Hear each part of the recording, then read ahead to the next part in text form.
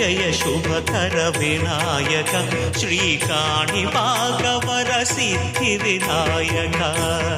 నమస్కారం. ప్రేక్షకులందరికీ శుభోదయం. ఈనాటి శుభయోగం శీర్షికన కామదహనం సందర్భంగా పరమేశ్వరుడు కాముడు మన్మధుణ్ణి తన త్రినేత్రంతో దగ్ధం చేయటం ద్వారా మానవాళికి ఇచ్చినటువంటి సందేశం ఏంటో, కామదహనంలో ఉన్న అంతరార్థం ఏంటో, కామదహనం వెనుక ఉన్న పురాణ రహస్యం ఏంటో పరిశీలిద్దాం. పరమేశ్వరుడు సతీదేవి యోగాగ్నిలో శరీరాన్ని దగ్ధం చేసుకున్న తర్వాత సతీదేవి పార్థివ శరీరాన్ని భుజాన ఉంచుకొని అన్ని రకాలుగా సంచరిస్తున్న తరుణంలో అప్పుడు ఆ సతీదేవి పార్థివ శరీరము శక్తిపీఠాలుగా అనేక రకాలుగా భూమి మీద ఆవిర్భవించిన తర్వాత పరమేశ్వరుడు తపస్సులోకి వెళ్ళిపోతాడు. అయితే అదే సమయంలో తారకాసురుడనే పేరు కలిగిన రాక్షసుడు దేవతలను ఋషులను తీవ్రమైన ఇబ్బందులు పెడుతున్న తరుణంలో తారకాసురుడి సంహారం జరగటానికి సతీదేవే మళ్ళీ హిమవంతుడి పుత్రికగా పార్వతిగా ఆవిర్భవించింది కాబట్టి, పార్వతిగా జన్మించింది కాబట్టి పార్వతీదేవి ధ్యానంలో ఉన్నటువంటి పరమేశ్వరుడికి వివాహం జరిగి వాళ్ళిద్దరికీ జన్మించబోయే కుమారుడు అంటే కుమారస్వామి తారకాసురుని సంహరించాలనే ఉద్దేశంతో పార్వతీయందు అనురాగము కలగటానికి పరమేశ్వరుడి తపస్సు భగ్నం చేయటానికి దేవతలందరూ కూడా మన్మధుడిని ప్రేరేపిస్తారు. అయితే అప్పుడు మన్మధుడు మాత్రం అహంకారంతో కొన్ని మాటలు పలికాడని శివమహాపురాణంలో చెప్పారు.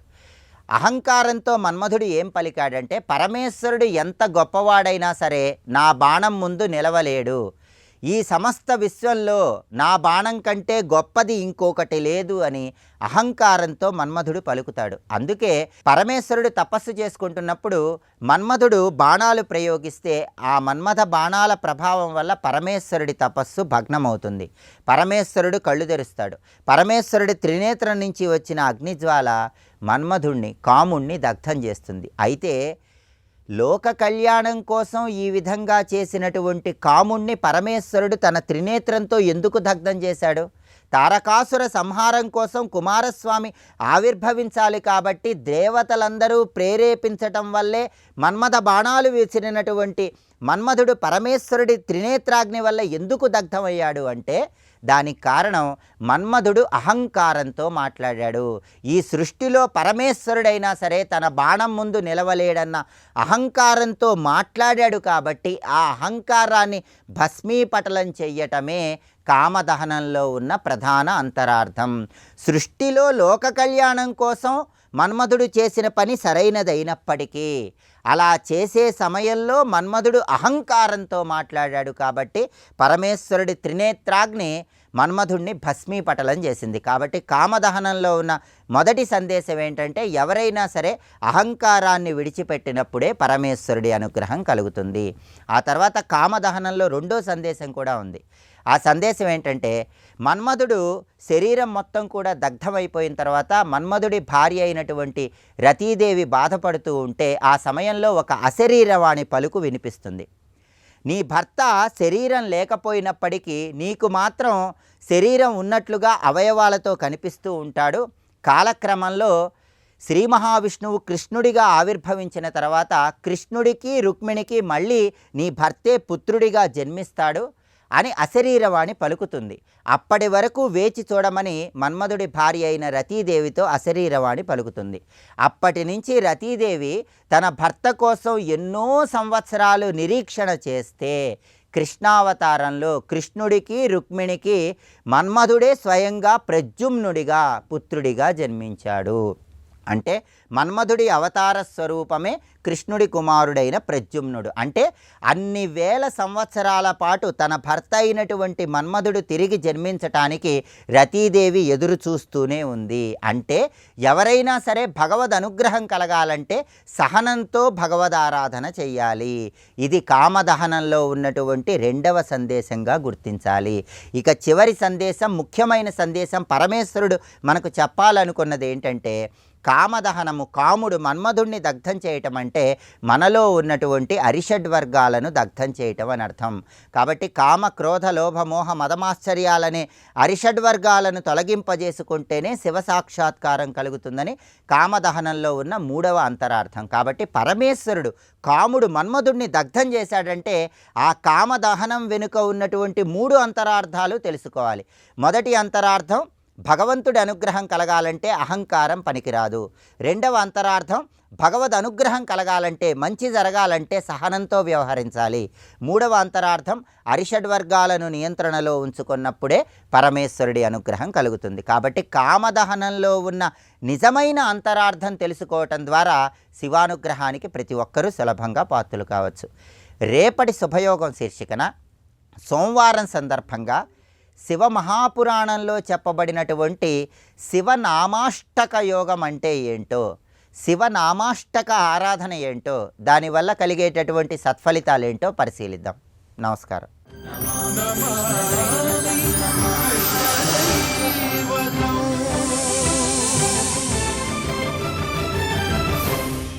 భగవంతుని నిరాకారుడే అని పట్టుకుని సాకారాలను నిరసించుతూ కొందరు, సాకారుడే నిరాకారాన్ని నిరసిస్తూ కొందరు. ఇద్దరికీ 2 అనుభవానికి రాలేదని అర్థం. ఇక్కడ వాదించేవాడికి ఎవడు దొరుకుతాడండి? సాధించేవాడికి దొరుకుతాడు. కానీ వాదనలకు భగవంతుడు దొరుకుతాడా? కనుక భగవంతుడు సాకారుడుగా కనబడ్డా ఆయన నిరాకారుడైన వాడే ఈ ఆకారం ధరించాడని తెలుసుకోవాలి. నిరాకారం కూర్చొనిచ్చినా ఆయన ఏ ఆకారమైనా ధరించగలడని స్పృహ ఉండాలి. ఇక్కడ అలా రమ్యమైన శ్లోకములతో స్తుతించారు.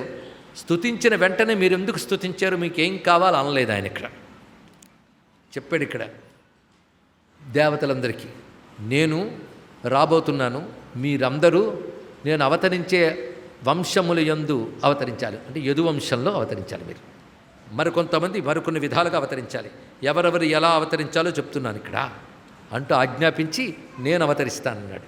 ఎలా అవతరిస్తావు స్వామి అంటే చెప్తున్నాడు, దేవకీ వసుదేవులకు తనయుడుగా అవతరిస్తాను అనగానే ఒక్కసారి బాధ, కోపం 2 వచ్చే రాధాదేవికి. నువ్వు అవతరిస్తాను వెళ్ళిపోతే నేనెలా నిన్ను విడిచిపెట్లుండలేను కదా అంటే, త్వయా సహ గమిష్యామి మా శోకం కురు రాధికే, బాధపడకు, నాతో పాటు నువ్వు వస్తావు అన్నాడు. నేను ఒప్పుకోనన్నది ఇక్కడ. ఎందుకంటే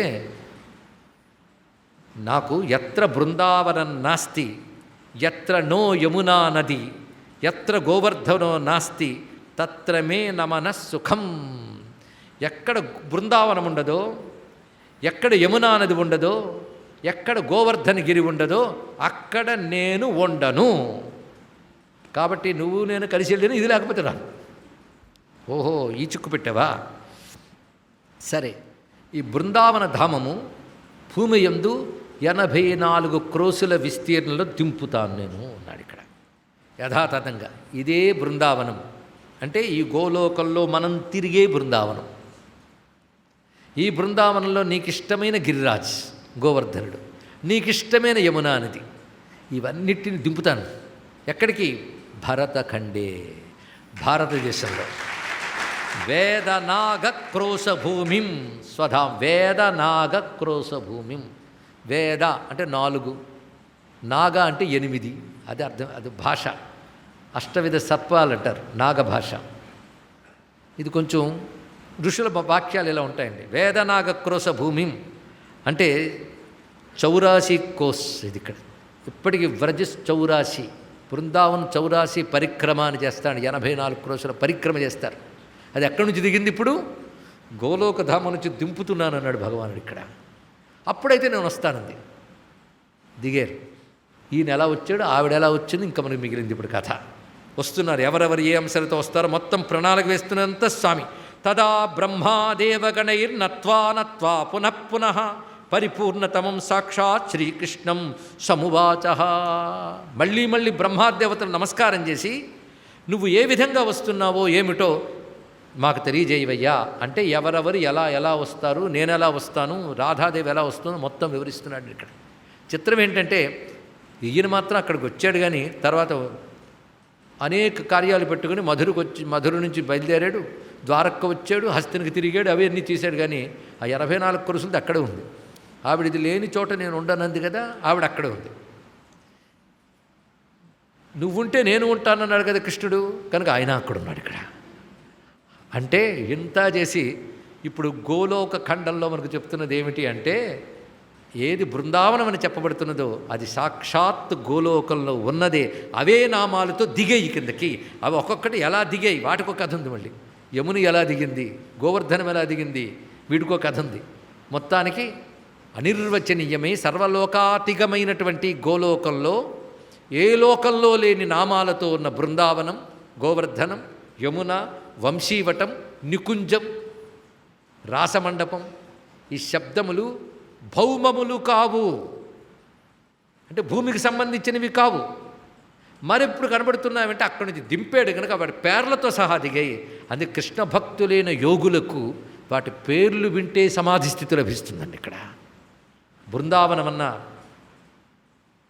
గోవర్ధనమన్నా, రాసమన్నా, రాధ అన్న, కృష్ణుడన్నా, నికుంజమన్న, రాస నికుంజే గుంజతి నియతం భ్రమరసతంకిల కాంత ఏ హి నిభృతపత పాంథ త్వామిహ యాచే దర్శనదానం హే మధుసూదన శాంత ఏ హి మురారే కుంజవిహారే ఏ హి ప్రణత జన బంధో అంటూ కృష్ణ భక్తులు తాదాత్మ్యం చెందిపోతారు ఆ కుంజ శబ్దం వింటూనే. అలాంటి గోలోక శబ్దములతో ఉన్న వస్తువులు అవే దిగే భూమికి. ఇక్కడ వసుదేవస్య దేవక్యాం భవిష్యామి పరస్వయం, నేను దేవకీ వసుదేవులు కుమారుడుగా కలుగుతాను. రోహిణ్యాం మత్కళా శేషో భవిష్యతి న సంశయ, రోహిణీదేవి యందు నా కళ అయినటువంటి శేషుడు అవతరిస్తాడు. అంటే శేషుడు కళావతారము అని కూడా చెప్పబడుతుంది. శ్రీ సాక్షాత్ రుక్మిణీ భైష్మి, మహాలక్ష్మి రుక్మిణీదేవిగా వస్తున్నది. అలా ఎవరెవరు ఏ విధంగా వస్తారో చెప్తూ తులసీదేవి సత్యాదేవిగా వస్తుంది, శివాదేవి జాంబవతిగా, ఇక అంటే వసుంధర సత్యభామగా వస్తుంది, దక్షిణ లక్ష్మణ చైవ కాళింది విరజా తథా భద్రా హ్రీహి మిత్రవిందాచ. ఈ విధంగా ఒక్కొక్కరు ఏ ఏ శక్తులు వస్తున్నారో తెలియజేస్తూ రుక్మిణ్యాం కామదేవశ్చ ప్రద్యుమ్న ఇది విస్తృత, రుక్మిణీదేవికి నాకు మన్మథుడు ప్రద్యుమ్నుడు అనే పేరుతో కలుగుతాడు.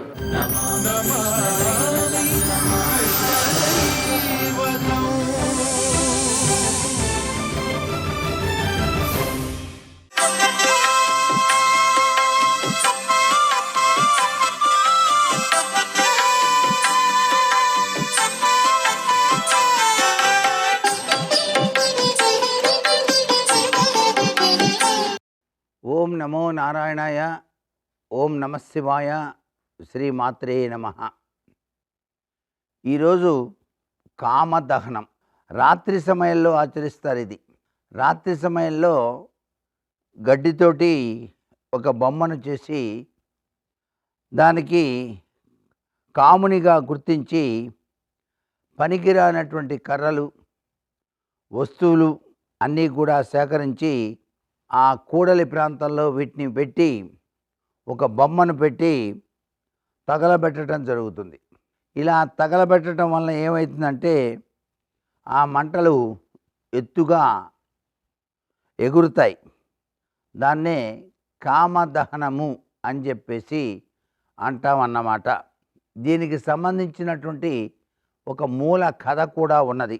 మగవాని అందానికి, ఆకర్షణకు మూల కారకుడు మన్మథుడు కాబట్టి అటువంటి మన్మథుడు ఒకప్పుడు పరమేశ్వరుని యొక్క తపస్సును భంగం చేయటానికి ప్రయత్నం చేసినప్పుడు శివునికి మిక్కిలి కోపం వచ్చి తన 3వ నేత్రంతో అతన్ని భస్మం చేయటం జరిగింది. తదుపరి అదే పరమశివుడు అనుగ్రహంతో తిరిగి అందరి మనసుల్లోనూ కూడా జీవింప చేశాడు అని చెప్పేసి కూడా మనకు కథ తెలుస్తోంది. ఇది దక్షయజ్ఞ రీత్యా, దక్షయజ్ఞం అనంతరం శివుడు హిమవత్ పర్వత ప్రాంతంలో తపస్సు చేసుకున్నప్పుడు కుమారస్వామి వారు జన్మించడానికి దేవతలందరూ కూడాను కలిసి పన్నాగం పన్ని పరమేశ్వరుడి యొక్క తపస్సును భంగం చేయటానికి మన్మథుడిని పంపించినటువంటి విశేషాంశం. సర్వే జనా సుఖినో భవంతు.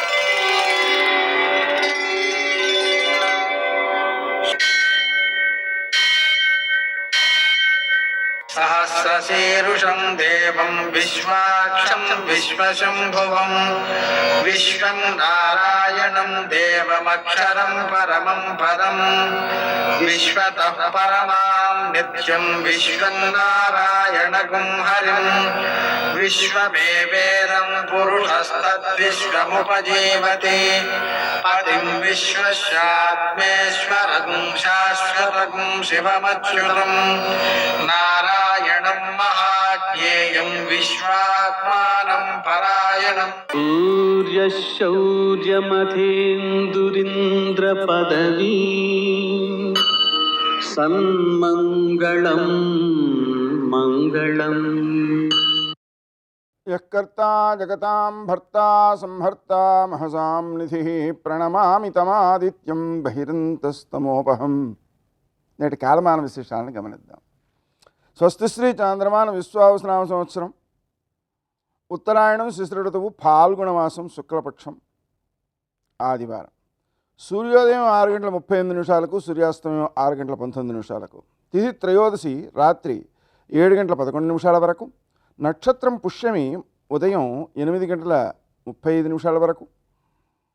వర్జం రాత్రి 9 గంటల నుంచి 10:33 వరకు. దుర్ముహూర్తం సాయంకాలం 4:46 నుంచి 5:32 వరకు. అమృతకాలం తెల్లవారుజామున 6:19 ప్రారంభమై మరుసటి రోజు ఉదయం 7:52 వరకు కొనసాగుతోంది. రాహుకాలం ఆదివారం కాబట్టి సాయంకాలం 4:30 నుంచి 6 గంటల వరకు. అష్టగవర్గ రీత్యా శుభప్రదమైన సమయం ఉదయం 11 గంటలకి. నేటి విశేషం ఆదివారం అలాగే ప్రదోషం. ఈరోజు అర్ధరాత్రి కామదహనం అనేది వ్యవహరిస్తారు. అంటే మన్మధుడిని దహించడం అన్నమాట. ఈ ప్రక్రియ అర్ధరాత్రి వేళ చేస్తారు. ప్రదోషం కాబట్టి సాయంకాలం సూర్యాస్తమయం నుంచి 1:12 సమయంలో మనం గోధుమలతో శంకరుణ్ణి పూజించుకోవడం ద్వారా సంతాన సౌఖ్యం, సంతానం లేని వాళ్ళకి ఉత్తమ సంతానం కలగడం ఇలాంటి సత్ఫలితాలు ఉంటాయి. అలాగే ఆదివారం కావడం వలన సన్నీటితో స్నానం చేయడం, అలాగనే స్వామివారికి సూర్యనారాయణ స్వామివారికి నమస్కారాలు చేసుకోవడం, మధ్యాహ్నం పాయసం నివేదన చేసి ప్రసాదం స్వీకరించడం, ఒక పూటే భోజనం చేయడం, నూనె పదార్థాలు తినకపోవడం మొదలైనటువంటి కార్యాచరణల ద్వారా ఆరోగ్యం సిద్ధిస్తుంది. నువ్వుల నూనె నిషిద్ధం అన్నమాట. నువ్వుల నూనె ఆదివారం నాడు వాడినట్లయితే 7 జన్మలలో దారిద్ర్యం వస్తుందని చెప్పారు శాస్త్రంలో. అందుకని వీలైనంత వరకు ఆ నూనె వాడకుండా ఉంటే సరిపోతుంది. నేటి ఆణిముత్యాలు.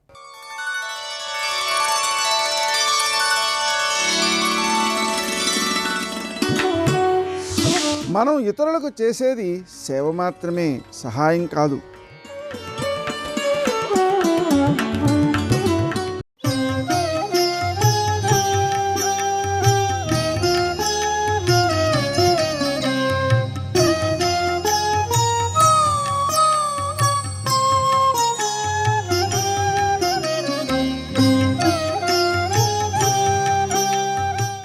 అయ్యో బాబోయ్, మీరెవరు? శ్రీకృష్ణుల వారి కార్యేంటండి? పాపం ఇలా దొరికిపోయారు. పాపం మీరు ఎప్పుడైనా వెన్న తిన్నారేంటి? మీకు దొంగతనం తెలిసి ఏమిటి? వెన్న అంతా కూడబెట్టుకుని దాచుకుంటున్నానురా నేను తిందామని. నిన్ను కన్నాను కదూ, కడుపంతా ఖాళీ అయిపోయింది, వెన్నంతా నీ తిందామని నీకు పెట్టకుండా దాచుకుంటున్నానే, అందుకని పాపం పక్కిళ్ళకి వెళ్ళి దొంగతనం చేస్తున్నావే. పాపం నీకేమైనా వెన్న తింటే కదూ. పాపం మీకెప్పుడూ వెన్న తెలియదండి. వీరెవ్వరు శ్రీకృష్ణులు కారా అని అంత గౌరవంగా మాట్లాడిందంటే అదేం ప్రేమ పొంగిపోయి కాదు, కొట్టలేక కోపం విమర్చుకోలేక అమ్మతనం బయటికి వచ్చిందని గుర్తు. దానికి ఆయన లొంగిపోతున్నాడు. ఇంతటి పరమాత్మ దామోదరుడు అవుతున్నాడు. అది ఆ లీల వైభవం. అందుకే దాన్ని ధ్యానం చూసి సమాధిలోకి వెళ్ళిపోయారు కొంతమంది. ఇంతటి పరమాత్మ వశులవ్వడానికి ఇంత ప్రేమ కారణమని. కాబట్టి ఇప్పుడు ఆవిడ అన్నీ అని వెనక్కి తిరిగి చూసింది. వాళ్ళందరూ పట్టుకో చూద్దాం నువ్వు కూడా అన్నారు కదా, పట్టుకుంది కదా. ఇప్పుడు అదో పెద్ద కితాబ్, సంతోషం. ఆయనతో కాదు, వాళ్ళతో అనాలి అన్నమాట. ఏమమ్మా పట్టుకోలేనన్నారుగా, పట్టుకున్నానా లేదా అనాలి. కానీ అదేం పెద్ద గొప్ప విషయమా, దొంగతనం చేస్తే పట్టుకున్నావు, మీ అబ్బాయిని ఇంట్లో పాడు చేస్తే అంటారు వాళ్ళు. అందుకని వాళ్ళతో అందు, కొడుకుతో అంటుంది. కొడుకుతో అంటూ వాళ్ళకి ఓ మాట చెప్పాలి. అందుకని ఏరా పట్టెదనని చెలముకొనిన పట్టుట బెట్టే పట్టుబడవండ్రు పట్టి పట్టుకొనం నాకు కాక పరులకు వశమే.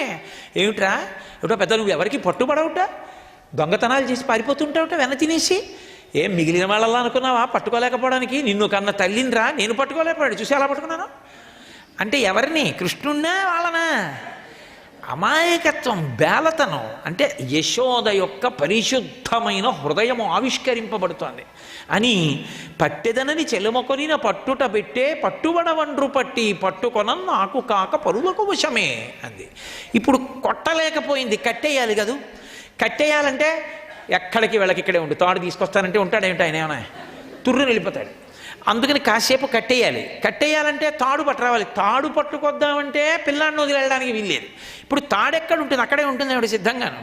ఇంట్లో కవ్వానికి వాడినటువంటి తాళ్ళు అరిగిపోయిన తర్వాత ఒక పక్కన పడేస్తుంటారు. అలా పడేసినటువంటి తాళ్ళు ఏదో ఒక గదిలో ఒక చోట ఉంచారు, రకరకాల చోట్ల పడేస్తుంటారు ఆ తాళ్ళన్నీ. ఇప్పుడు ఆ తాడు వెతుక్కోవాలి. అందుకని ఓ చేత్తో పిల్లాడిని పట్టుకుని ఒక్కొక్క గదిలోకి వెడుతోంది. పెద్ద పాఠం చదువుతూనే ఉంది. ఇప్పటిదాకా కృష్ణుడు చదివాడు, ఇప్పుడు ఈవిడ చదువుతోంది. ఆయన ఇలా అమ్మ పట్టుకుని ఉంది కదా చెయ్యి, ఆ చెయ్యి ఇలా తోసేస్తూ అమ్మ ఇంకెప్పుడు దొంగతనం చేయనమ్మా, అమ్మ నన్ను వదిలేయమ్మా, అమ్మ నన్ను క్షమించమ్మా, అమ్మ కొట్టకమ్మా, అమ్మ తిట్టకమ్మా, అమ్మ కట్టకమ్మా అని ఏడుస్తున్నాడు. ఇది చూసే కుంతీదేవి ఓ మాట అంది, కృష్ణ భయానికి లోకంలో భయం వేసింది ఎప్పుడంటే నువ్వు భయం నటించినప్పుడే అంది. అంత భయాన్ని నటించాడు మహానుభావుడు. ఎవరు? శ్రీకృష్ణ యదుభూషణ నరసఖ శృంగార రత్నాకర లోకద్రోహి నరేంద్ర వంశదహన లోకేశ్వర దేవతానీక బ్రాహ్మణ గోగణార్తిహరణ నిర్వాణ సంధాయక నీకు మృక్కెద త్రుంపవే భవలతల్ నిత్యాను కంపానిధి అన్న కుంతీదేవి నీ భయాన్ని చూసి భయానికి భయం వేసింది కృష్ణ అంది. అటువంటి కృష్ణ పరమాత్మ ఆ చిన్న పిల్లవాడి రూపంలో ఉంటే పట్టుకుని ఒక్కొక్క గదిలోకి వెడుతోంది, తాడు తీస్తోంది. ఆవిడికి స్పృహలో లేదు. ఎందుకని? నా కొడుకు పట్టుకున్నాను, కట్టేయాలి అంతే. ఆవిడ ఓహో దండకం ఆవిడ చదివేస్తోంది, ఈయన చేయి తీసేస్తున్నాడు. వికచకమలనయన వేరొక ఇంటిలో ఒక్కొక్క గదిలోకి వెడుతోంది. వెళ్ళి తజ్జన నిలోగిటెంగల రజ్జు పరంపరల శిశు కట్టన్న బొజ్జ తిరిగి రాదయ్య జగజ్జాలములున్న బొజ్జ కట్టందరమే అన్నారు. ఒక్కొక్క గదిలోకి వెడుతోందో తాడు తీస్తోంది, ఓ చేత్తో పట్టుకుంటోంది. వదిలి ఏదో పెద్ద కొలత చూసినట్టు నడువుకి ఇలా పెడదామంటే ఉండడవు. అందుకని ఓ చేత్తో పట్టుకుని ఇలా తిప్పి ఇలా ఆ చెయ్యి ఇటు పక్క నుంచి నడుము పక్క నుంచి వేసి పట్టుకోవాలి పారిపోకుండా. ఈ తాడు ఇటు నుంచి తీసి పట్టుకు నుంచి ముడేయాలి. ఇలా తిప్పి ఎంత ప్రతిష్ట తెస్తున్నావు రా, మీ నాన్నది ఎంత గౌరవం రా, ఏమి దిక్కుమాలిన జన్మరా, ఎందుకు వచ్చిన అల్లర్లా, వెన్న తినడం ఏంట్రా, దొంగతనాలు ఏంట్రా అంటోంది. తిప్పుతోంది, 2 అంగుళాలు తక్కువ వస్తోంది. మళ్ళీ ఈ తాడు అట్టుకుంటోంది, మళ్ళీ పిల్లాన్ని అట్టుకుంటోంది, మళ్ళీ ఇంకో గదిలోకి ఎడుతోంది, మళ్ళీ దండకంత అవుతోంది, ఇంకో తాడు తెస్తోంది. 2 కలిపి మళ్ళీ ఇలా 2 చేతులతో ముడేస్తే ఆయన ఉండడం. అందుకని మళ్ళీ ఇలాగే తిప్పి పట్టుకుంటోంది కృష్ణుడిని, ఇలాగే ముడేసుకుంటోంది, మళ్ళీ పొట్ట చుట్టూ తిప్పుకుంటోంది, మళ్ళీ వేస్తోంది, మళ్ళీ 2 అంగుళాలు తక్కువ వస్తోంది, మళ్ళీ పెడుతోంది, మళ్ళీ తాడు తెస్తోంది, మళ్ళీ ముడేస్తోంది, మళ్ళీ తిప్పుతోంది, మళ్ళీ 2 అంగుళాలు తక్కువ వస్తోంది. ఇదేమిటి ఇన్ని తాళ్ళు తెచ్చినా 2 అంగుళాలు తక్కువ అవుతోందని ఆవిడ ఆలోచించట్లేదు. ఆవిడ కట్టాలన్న తాపత్రయంలో. ఆయన సమస్త జగత్తుల బొజ్జలో ఉన్నవాడి బొజ్జ కట్టడానికి ఏ తాడు ఈ ప్రపంచంలో సరిపోతుంది కనుక ఆయన బొజ్జకి తిరిగి రావట్లేదు. సర్వం శ్రీ ఉమామహేశ్వర పరబ్రహ్మార్పణమస్తు. స్వస్తి.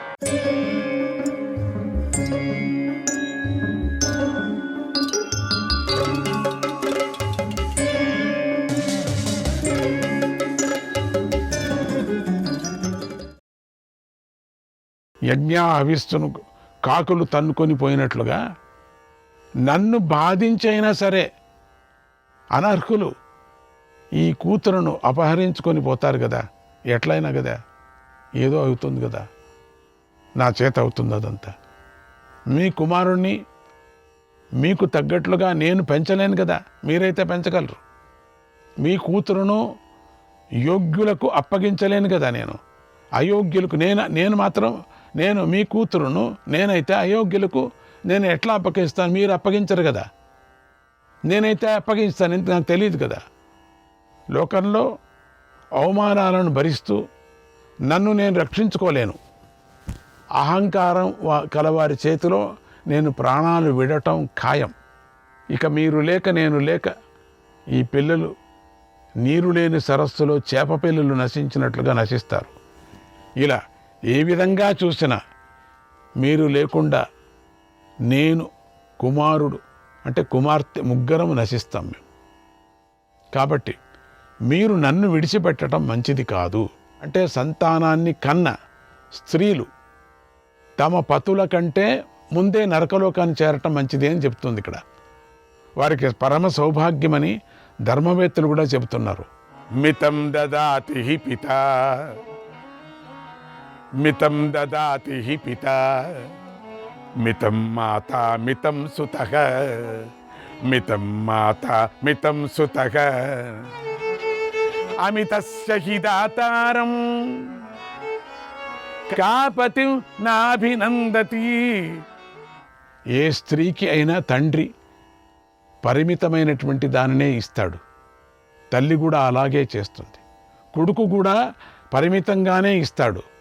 కానీ భర్త ఒక్కడే అన్నిటినీ అమితంగా చేస్తాడు. కనుక అన్నిటినీ ఇచ్చే భర్తను స్త్రీ ఆరాధన చేస్తుంది. మీకోసం కొడుకును కుమార్తెను విడిచిపెట్టను. ఏ స్త్రీ కూడా అట్లా చేయదు. బంధువులను ఎప్పుడో విడిచిపెట్టాను, ఇప్పుడు జీవితాన్నే విడిచిపెడతాను. నేనెందుకు సిద్ధంగా నేను ఉన్నాను. యజ్ఞైస్తపోభిర్నియమైః దానైశ్చ వివిధైస్తథా విశిష్యతే శ్రియా భర్తుః నిత్యం ప్రియహితే స్థితిః. ఎల్లప్పుడూ భర్తకు ప్రియం కలిగించటమే స్త్రీకి పరమధర్మం. ఇది అన్ని రకాల తపస్సుల కంటే, నియమాల కంటే, దానాల కంటే కూడా విశిష్టమైన ధర్మం. ఇదే గొప్పది.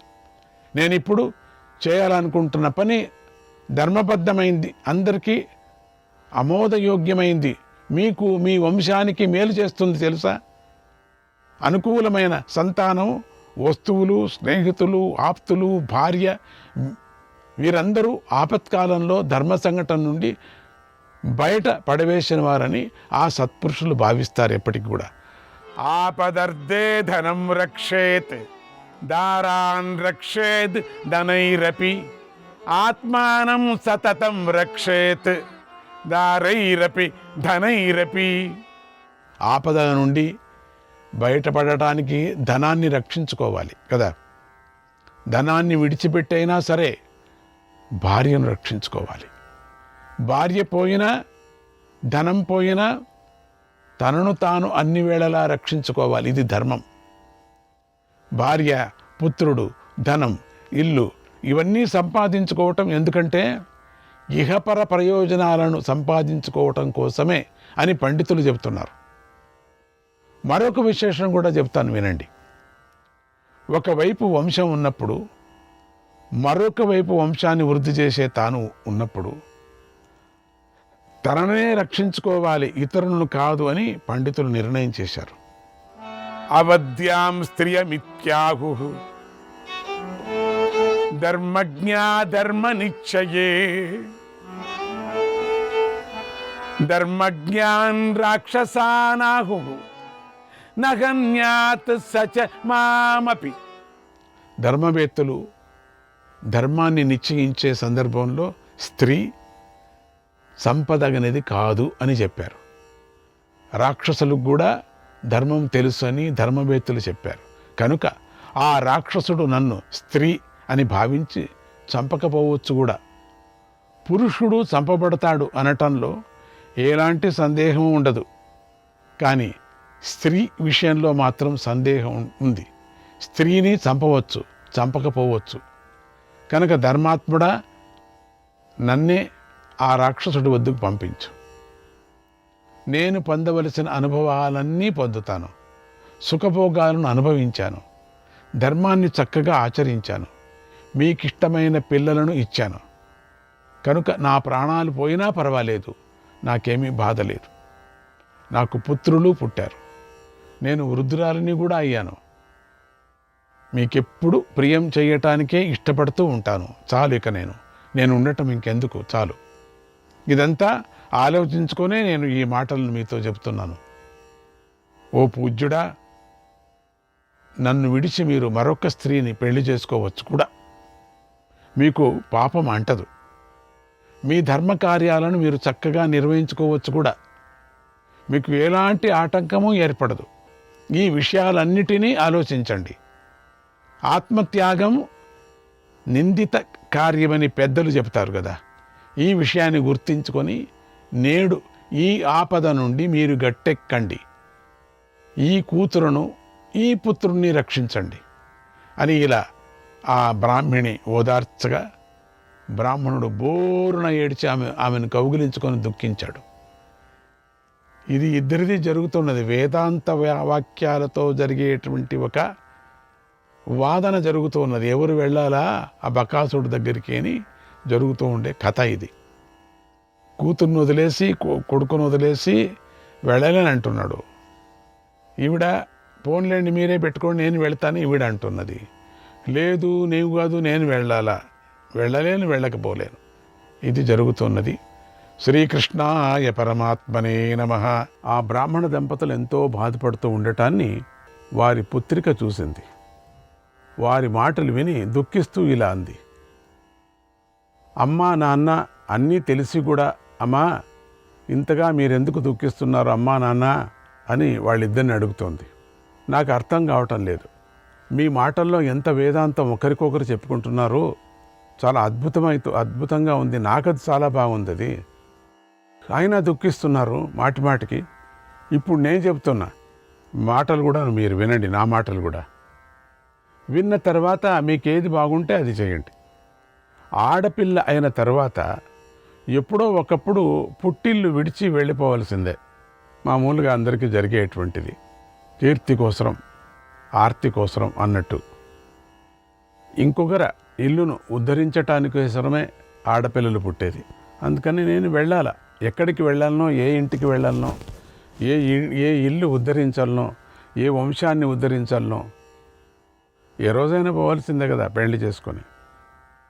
అందుచేత ధర్మ ప్రకారంగా మీ ఇద్దరినీ నేను విడిచిపెట్టవలసిన దాన్నే కదా, ఏ రోజైనా విడిచాల్సిందే కదా. ఇందులో ఏ సందేహము లేదు. కనుక ఎప్పటికైనా విడిచిపెట్టవలసిన దానిని కాబట్టి నేను అందుకని ఇప్పుడే నన్ను పంపించండి, నన్ను ఇప్పుడే విడిచిపెట్టండి. మీరు ఇట్లనే ఇదే ఏడుపులతోనే అటు వదలండి. నన్ను ఒక్కదాన్ని విడిచి అందరినీ రక్షించండి, వంశాన్ని రక్షించుకోండి. నీ కొడుకు వాడికి పెళ్లి చేసి పిల్లలు కానీ వంశాన్ని రక్షించుకోండి. ఒకరికైనా చేయండి పెళ్లి, పర్వాలేదు, నన్ను వదిలేసేయండి. ఎవరైనా కూడా ఆపద నుండి రక్షిస్తారనేటువంటి ఉద్దేశంతోనే మనం సంతానాన్ని కోరుకుంటాం కదా. కనుక ఇప్పుడు ఆపద సమయం వచ్చింది మనకు. మీ సంతానమైన నన్ను ఉపయోగించుకోండి. అసలు మనం సంతానం కనేది ఎందుకంటే మనం ముసలాళ్ళు అయినప్పుడు ఎవరో ఒకరు ఆడపిల్ల కానీ మగపిల్ల కానీ ఎవరో రక్షిస్తారు అనే ఒక దృష్టితోనే మీరు కన్నారు. అందుకని నేను ఇప్పుడు రక్షించేటువంటి అవకాశం నాకు దొరికింది. నన్ను పడవగా చేసుకొని మీరు దుఃఖసాగరాన్ని దాటండి, ఈ కష్టాన్ని పోగొట్టుకోండి. ఇహవా తారయేద్ దుర్గాద్ ఉతవా ప్రేత్య భారత సర్వథా తారయేత్ పుత్రః పుత్ర ఇత్యుచ్యతే బుధైః. ఓ పండితుడా, పుత్రుడన్నవాడు ఇహలోకంలో కానీ పరలోకంలో కానీ దుర్గమైనటువంటి కష్టం నుండి తల్లిదండ్రులను దాటిస్తాడు. అలా చేస్తాడు కనుకనే పుత్రుణ్ణి పండితుల చేత పిలువబడతాడు, అంటే ఆ పుత్రుడని పిలువబడతాడు. నా తాతలు నా నుండి తమ దౌహిత్రుడిని కోరుకుంటూ ఉంటారు, నిజమే. దౌహిత్రుడి వల్ల తాము ఉద్ధరించబడతామని కూడా తలుస్తారు. కనుక నేనే స్వయంగా తండ్రి జీవితాన్ని రక్షిస్తూ పితరులందరినీ రక్షిస్తాను, వారికి భయం లేకుండా చేస్తాను. నా తమ్ముడు చిన్నవాడు కదా, మీరు పరలోకానికి వెళితే ఇతడు అతి కొద్ది కాలంలోనే నశిస్తాడు, ఇందులో సందేహమే లేదు. ముందుగానే తండ్రి వెళ్ళి తర్వాత సోదరుడు వెళితే ఇక పితరులకు ఎవరు పిండ ప్రదానం చేస్తారు? వారికి ఉత్తమ గతులు లభించవు కదా. నేను మీ ముగ్గురి చేత విడిచిపెట్టబడి ఈరోజు ఒక దుఃఖం నుండి మరో దుఃఖంలో పడి దిక్కులేని చావు చస్తాను, నిజమే. కనుక నువ్వు జీవించి ఉంటే అందరూ సుఖంగా ఉంటారు. ఆత్మా పుత్ర సఖా భార్య, ఆత్మా పుత్ర సఖా భార్య, కృచ్ఛ్రుంతు దుహితా కిల, సకృచ్ఛ్రాన్మోచయాత్మానం మాం చ ధర్మే నియోజయ. పుత్రుణ్ణి తన ఆత్మ, తన స్వరూపమని అంటారు కదా. భార్యను స్నేహితురాలు అంటారు. కుమార్తెను మాత్రమే సంకటంగా చెబుతారు. అంటే కాబట్టి ముందుగా నా సంకటాన్ని తొలగించుకో, నన్ను ధర్మాన్ని ఆచరించి నువ్వు. ఆడపిల్లలు పుడితే ఒక సంకటం అంటారు. అంటే వాళ్ళకి ఏదో దారి చేయాలి కదా, లేక పెళ్లి చేయాలా, లేకపోతే వాళ్ళు జీవించే విధానానికి ఏం కావాలో ఆ ఉపాయాన్నైనా చేసి పెట్టాలా. ఇప్పుడు కాలం వాళ్ళకి పిల్లలకి చదువు, ఆ చదువుతోనే వాళ్ళకు ఉద్యోగం, వాళ్ళ కాళ్ళ మీద వాళ్ళు నిలుచుకునే అటువంటి పరిస్థితిని అయినా తెచ్చిపెట్టాలి కదా. దాన్నే సంకటం. నువ్వు నన్ను విడిచి వెళ్ళిపోతే నేను అనాథనైపోతాను, నేను దీనురాలైపోతాను, ఎప్పుడూ దైన్యంతోనే జీవించవలసి వస్తుంది, నాకు అసహాయరాలైపోతాను, ఎక్కడెక్కడో తిరగవలసిన దుర్దశ నాకు కలుగుతుంది, అన్ని వైపుల నుంచి నాకు అవమానమే కలుగుతుంది. ఇన్ని మాటలు అవసరం లేదు. నేను ఈ వంశానికి ఆపద నుండి విముక్తి కలిగిస్తాను, కష్టమైన ఈ పనిని చేసి పుణ్యాన్ని పొందుతాను. ఇంతగా చెప్పినా వినకుండా నువ్వే వెళితే నేను చాలా బాధపడతాను. కనుక నా మాట విను నువ్వు. తండ్రి, మా కోసం, ధర్మం కోసం, రాబోయే తరం కోసం నిన్ను నీవు రక్షించుకోవాలి. ఏదో ఒకనాడు విడిచిపెట్టవలసిన నన్ను ఈరోజే విడిచిపెట్టారండి. ఈ పనిని ఎప్పుడైనా చేయవలసిందే కనుక మీరు త్వరపడండి, ఆలస్యం చేయకు. సమయం కూడా మించిపోతుంది. సాంబారాలన్నీ సిద్ధమైపోయాయి, ఆహారాలంతా. నువ్వు మరణిస్తే మేము అన్నాన్ని అడుక్కుంటూ కుక్కల్లాగా బ్రతకవలసి వస్తుంది. ఇంతకంటే దుఃఖం లేదు. నువ్వు రాగం లేకుండా బంధువులతో కలిసి ఆపద నుండి బయటపడు. నువ్వు నేను అమృతలోకంలో నివసిస్తూ సుఖంగా ఉంటాను, మీకు మంచి చేశాను కాబట్టి. ఇలాంటి దానం వల్ల దేవతలు, పితృదేవతలు సంతోషించారని నేను విన్నాను. ఇటువంటి దానం నేను చేయాలా? మీకు ప్రాణదానం నేను చేయాలా? అయినా నువ్వు చేసే తర్పణాలతో వారు సంతోషిస్తారు కూడా, మన కుటుంబానికి క్షేమం కలిగిస్తారు అంది. అమ్మ లేకపోయినా కష్టమే, నాన్న లేకపోయినా కష్టం. ఒకరికొకరు ఇద్దరు మాట్లాడుకుంటారు. నేను వెళితే పరిస్థితి ఏమిటి, నేను వెళితే పరిస్థితి ఏమిటి. మీ ఇద్దరి వేదాంత వాక్యాలంతా నేను విన్నాను. ఎంత అద్భుతంగా ఉంది ఇది. ఇలా తల్లిదండ్రి, కుమార్తె ముగ్గురు కూడా మాట్లాడుకుంటూ బిగ్గరగా ఏడ్చారు. ఇలా ఏడుస్తున్న వారిని చిన్నవాడైన బాలుడు చూశాడు. వారిని చూస్తూ వచ్చి రాని మాటలతో ముద్దు ముద్దుగా ఇలా అన్నాడు. అమ్మా, నాన్న, మీరు ఏడవకండి. అక్క, నువ్వు ఏడవకు, బాధపడవు అని నవ్వుతూ ప్రతి ఒక్కరి వద్దకు వెళ్ళి వారిని ఓదార్చాడు.